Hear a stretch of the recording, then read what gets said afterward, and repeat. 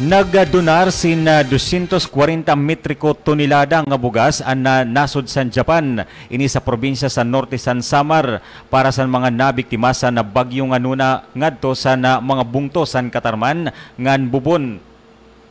Ang panhatag giinginhimo pinaagi sa ceremonial turnover of stocks and the program launching of 240 metric tons rice donation from Japan Ministry of Agriculture, Fishery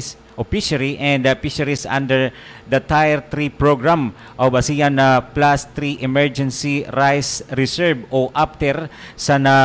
naglabay nga Mayo 24 sining nga tuig didto sa Katarman Covered Court. Nahibaruan kan NFA Deputy Administrator and the Project Manager of APTER Tier 3 program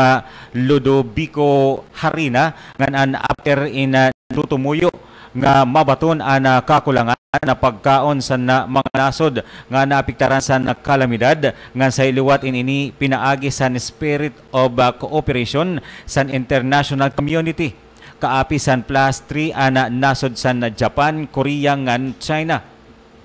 Nakisimpatiya naman sira Tichio Oshikusa, Director sa Green Trade Division sa MAP sa Japan nga Champitia Shampali, General Manager sa APTER sa na naging mga biktima sa bagyo nga nuna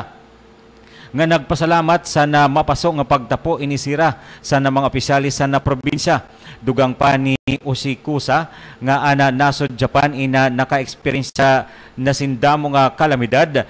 inisugad sa tsunami sa doon na tuig 2011 nga linog yan na palang tuig kundi na diri masayon ang pag-overcome sining kalamidad. Dako liwat ang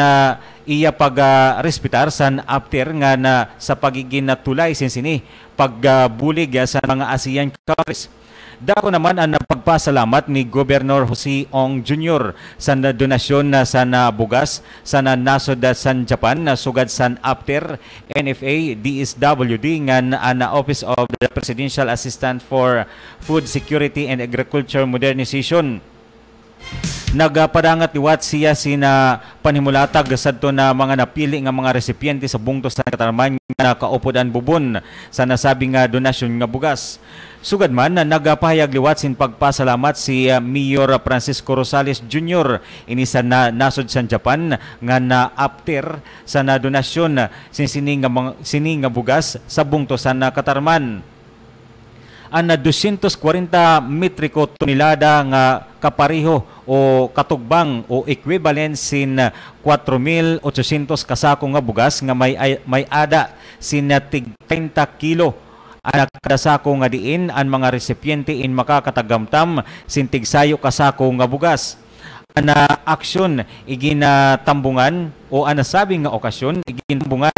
ni NFA Officer in Charge and current Deputy Administrator Tomas Iscaris,